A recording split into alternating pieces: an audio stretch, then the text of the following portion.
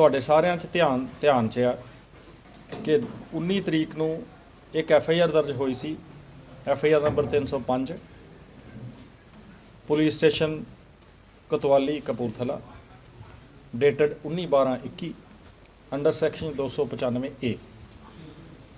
ये FIR दे complainant सी अमरजीत सिंह सन ऑफ भगत सिंह वासी डेरा जां गुरुद्वारा साहब निज़ामपुर मोड़ बादशाहपुर कोतवाली कपूरथला।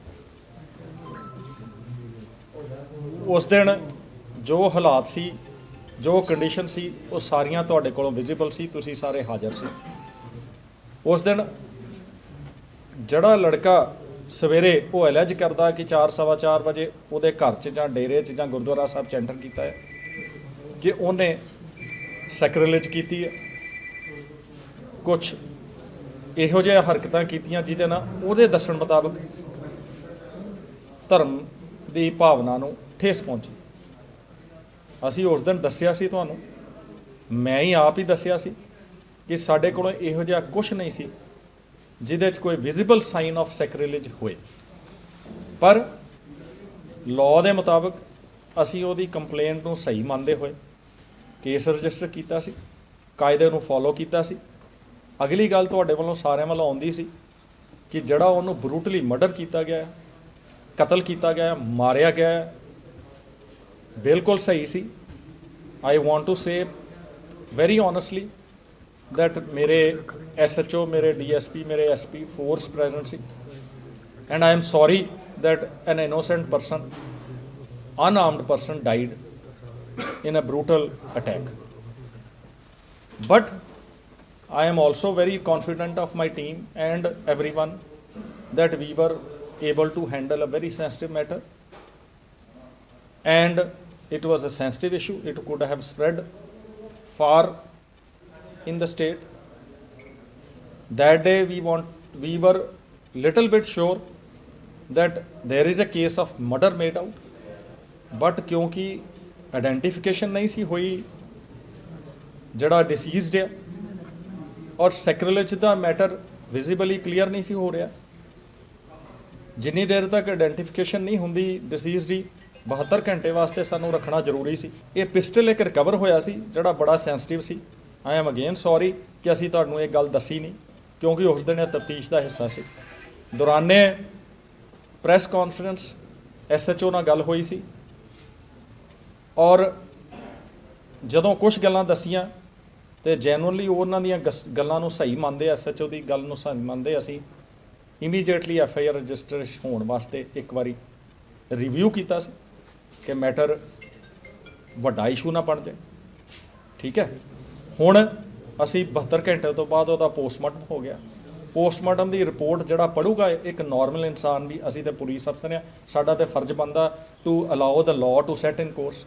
जड़ा नॉर्मल इंसान भी पढ़ूगा वो भी सोचूगा it was a brutal attack.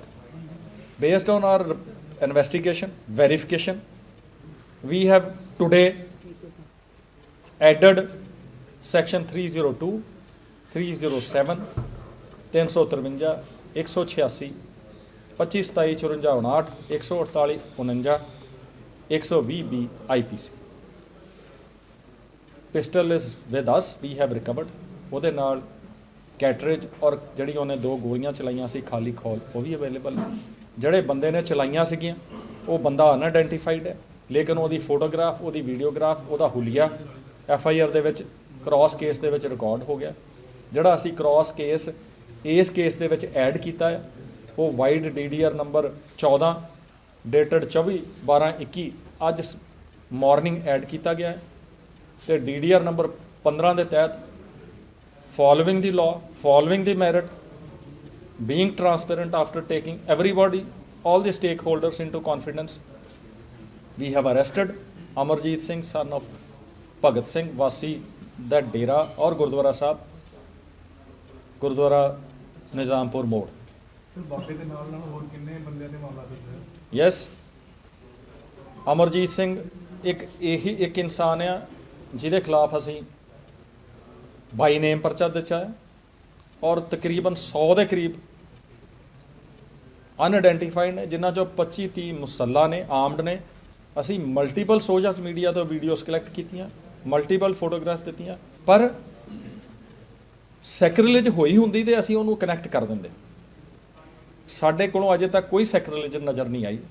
ਚੋਰੀ ਵਾਲੀ ਗੱਲ ਜਾਂ ਕੋਈ ਹੋਰ ਉਹਦਾ ਮਕਸਦ ਅੰਦਰ ਆਉਣ ਦਾ, ਜਿਵੇਂ ਉਹਨੇ ਦੱਸਿਆ, ਇਹਨੇ ਆਪ ਦੱਸਿਆ ਕਿ ਜਦੋਂ ਮੈਂ ਆਵਾਜ਼ ਸੁਣ ਕੇ ਉੱਠਿਆ ਆ 4-4:30 ਵਜੇ ਦੇ ਕਰੀਬ, ਇਹ ਥੱਲੇ ਜਿਹੜੀ ਬਾਹਰ ਇਹਦੀ ਕਿਚਨ ਬਣੀ ਆ ਉਹਦੇ 'ਚ ਬੈਠਾ ਇਹਨੇ ਅੱਗ ਜਲਾਈ ਹੋਈ ਸੀ, ਗਰਮ ਕਰ ਰਿਹਾ ਸੀ ਕੁਛ, ਤੇ ਰੋਟੀ ਜਿਹੜੀ ਉੱਥੇ ਪਈ ਸੀ ਉਹਨੂੰ ਖਾਣ ਦੀ ਕੋਸ਼ਿਸ਼ ਕਰ ਰਿਹਾ ਸੀ।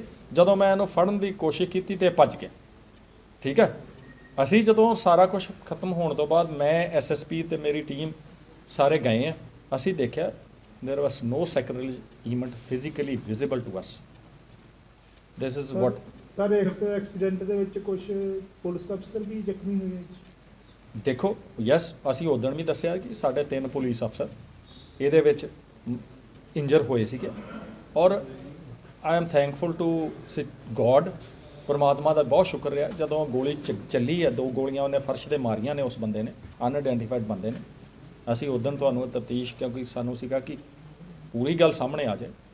ਮੇਰੇ ਐਸਐਚਓ ਦੇ ਦੱਸਣ ਮੁਤਾਬਕ ਹੀ ਨੈਰੋਲੀ escaped that bullet।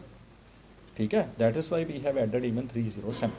ਸਰ ਇੱਦਾਂ ਦੇ ਜਿਹੜੇ ਮਾਮਲੇ ਨੂੰ ਠੱਲ ਪਾਉਣ ਲਈ ਕੋਈ ਗਾਂਹ ਵੀ ਕੋਈ ਪਲੈਨਿੰਗ ਹੈਗੀ ਪੁਲਿਸ ਦੀ? ਦੇਖੋ, ਪੁਲਿਸ ਦੀ ਪਲੈਨਿੰਗ ਦੇਖੋ ਆਪਣੀ ਕੋਈ ਨਹੀਂ ਹੁੰਦੀ। ਅਸੀਂ ਤੇ ਲਾਅ ਐਂਡ ਆਰਡਰ ਵਾਸਤੇ ਫੋਰਸ ਡਿਪਲੋਏ ਕੀਤੀ, ਸਾਰੇ ਐਫਰਟ ਕੀਤੇ, ਸਾਰੀ ਟੀਮ ਨੇ ਰਿਸਟ੍ਰੇਂਟ ਮੇਨਟੇਨ ਕੀਤਾ, ਇਨ ਐਵਰੀ ਐਫਰਟ ਕੀਤਾ ਕਿ ਸਿਚੁਏਸ਼ਨ ਜੋ ਹੈ ਉਹ ਚਾਹੁੰਦੇ ਨੇ ਫਰਜ਼ ਕਰੋ, ਫਰਜ਼ ਇਹ ਜੇ ਉਹਨਾਂ ਦਾ ਮਨਸ਼ਾ ਹੋਏ ਕਿ ਅਸੀਂ ਲਾਅ ਐਂਡ ਆਰਡਰ ਨੂੰ ਖਰਾਬ ਕਰਨਾ, we have made our effort ਕਿ ਪਬਲਿਕ ਨੂੰ ਇਨਕਨਵੀਨੀਅੰਸ ਨਾ ਹੋਏ, ਲਾਅ ਐਂਡ ਆਰਡਰ ਖਰਾਬ ਨਾ ਹੋਏ, ਔਰ ਮੈਰਿਟ ਦੇ ਉੱਪਰ ਜੋ ਤਫਤੀਸ਼ ਹੋਈ ਆ ਉਹਦੇ ਤਹਿਤ ਐਕਸ਼ਨ ਕੀਤਾ। ਸਰ ਬਾਬਾ ਅਮਰਜੀਤ ਸਿੰਘ ਦੇ ਆਈਐਸਆਈ ਨਾਲ ਔਰ ਕੈਟ ਨਾਲ ਸੰਬੰਧ ਵੀ ਦੱਸੇ ਜਾ ਰਹੇ ਨੇ, ਬੜੀ ਇਸ ਗੱਲ ਦੀ ਚਰਚਾ ਹੋ ਰਹੀ ਹੈ, ਕੀ ਕਹਿਣਾ ਚਾਹੋਗੇ? ਸੌਰੀ, ਮੈਂ ਸਿਰਫ ਇੰਨਾ ਹੀ ਕਹਿਣਾ ਚਾਹਾਂਗਾ ਕਿ ਇਹ ਜਿਹੜੀ ਪਰਸੈਪਸ਼ਨ ਆ ਕਿ ਉਹ ਇੱਕ ਕੈਟ ਆ ਜਾਂ ਉਹਦੇ ਆਈਐਸਆਈ ਨਾਲ ਲਿੰਕ ਆ, ਇਸ ਪਰਸੈਪਸ਼ਨ ਦੇ ਉੱਪਰ ਮੇਰੇ ਵੱਲੋਂ ਇਸ ਟਾਈਮ ਤੇ ਕਮੈਂਟ ਕਰਨਾ ਪੋਸੀਬਲ ਨਹੀਂ ਹੈ। ਤਫਤੀਸ਼ ਦੇ ਵਿੱਚ ਕੋਈ ਗੱਲ ਆਉਂਦੀ ਆ, ਮੇਰੇ ਕੋਲ ਕੋਈ ਹਾਰਡ ਐਵੀਡੈਂਸ ਹੈਗਾ ਤੇ ਮੈਂ ਦੱਸ ਸਕੂੰਗਾ, ਲੇਕਿਨ ਇਹੋ ਜਿਹੀਆਂ ਗੱਲਾਂ ਹੋਣਾ ਕੋਈ ਪੰਜਾਬ ਨੇ ਬਹੁਤ ਫੇਸ ਕੀਤਾ ਹੈ। ਤੇ ਇਹ ਆਈਐਸਆਈ ਦਾ ਰੋਲ, ਮੈਂ ਟੈਰਰਿਜ਼ਮ ਵੀ ਲੜੀ ਆ, ਅਸੀਂ ਦੇਖਿਆ ਹੈ ਕਿ ਇਹੋ ਜਿਹਾ ਰੋਲ ਜਿਹੜੀ ਏਜੰਸੀ ਦਾ ਤੁਸੀਂ ਨਾਂ ਲੈ ਰਹੇ ਹੋ, ਪੁਰਾਣੇ ਟੈਰਰਿਜ਼ਮ ਨੂੰ ਫਾਈਟ ਕਰਨ ਲੱਗਿਆ ਸਾਡੇ ਕੋਲ ਬੜੇ ਸਬੂਤ ਸੀ ਕਿ ਉਹ ਪੰਜਾਬ ਦੀ ਪ੍ਰੋਬਲਮ ਵਾਸਤੇ ਇੰਜ ਕਰਦੇ ਰਹੇ। ਦੇਖੋ, I would request one thing please, we have arrested him today. ਅਸੀਂ ਉਹਦਾ ਪਾਸਪੋਰਟ ਜਾਂ ਪਰਸਨਲ ਡਾਕੂਮੈਂਟਸ ਨੂੰ ਕਸਟਡੀ 'ਚ ਨਹੀਂ ਲੈ ਸਕਦੇ ਜਿੰਨੀ ਦੇਰ ਤੱਕ ਸਾਡੇ ਕੋਲੋਂ ਕੋਈ ਕਾਨੂੰਨੀ ਜ਼ਾਬਤਾ ਇਨਵੋਲਡ ਨਹੀਂ ਸੀ। ਹੁਣ ਕਾਨੂੰਨੀ ਜ਼ਾਬਤਾ ਇਨਵੋਲਡ ਹੈ, ਉਹਦਾ ਪਾਸਪੋਰਟ ਰਿਕਵਰ ਕਰਾਂਗੇ, ਉਹਦੇ ਤੇ ਚੈੱਕ ਕਰਾਂਗੇ, ਜੇ ਇਹੋ ਜੀ ਕੋਈ ਗੱਲ ਹੋਏਗੀ ਤੁਹਾਡੇ ਧਿਆਨ 'ਚ ਲਿਆ ਸਰ ਦੇ। ਲਾਸਟ ਕੁਐਸਚਨ ਆ ਕਿ ਸਵੇਰ ਤੋਂ ਹੀ ਬਾਬੇ ਦੇ ਘਰ ਦੇ ਵਿੱਚ ਜਿਹੜਾ ਸਮਾਨ ਆ ਉਹ ਇਕੱਠਾ ਕੀਤਾ ਜਾ ਰਿਹਾ ਸੀਗਾ, ਔਰ ਸਾਰਾ ਦਾ ਸਾਰਾ ਸਮਾਨ ਇਕੱਠਾ ਕਰਕੇ ਇੱਕ ਟੈਂਪੂ 'ਚ ਪਾ ਕੇ ਔਰ ਸਾਰਾ ਪਰਿਵਾਰ ਜਿਹੜਾ ਉੱਥੋਂ ਗਾਇਬ ਹੋ ਗਿਆ ਜਿੱਦਾਂ ਹੀ ਅਰੈਸਟ ਹੋਈ। ਕੀ ਇਹਦਾ ਮਤਲਬ ਕਿ ਬਾਬੇ ਨੂੰ ਪਹਿਲਾਂ ਹੀ ਪਤਾ ਸੀ ਕਿ ਮੇਰੀ ਅੱਜ ਅਰੈਸਟ ਹੋ ਜਾਣੀ ਹੈ?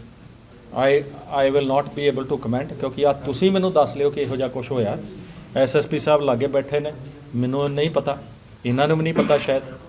ਮੇਰੀ ਟੀਮ ਤੋਂ ਮੈਂ ਤੁਹਾਡੇ ਕੋਲ ਆਹ ਬਰੀਫ ਲੈ ਕੇ ਆਇਆ, ਇਹ ਜਿਹੜੀ ਤੁਸੀਂ ਗੱਲ ਕਹਿ ਰਹੇ ਹੋ ਵੀ ਵਿਲ ਵੈਰੀਫਾਈ।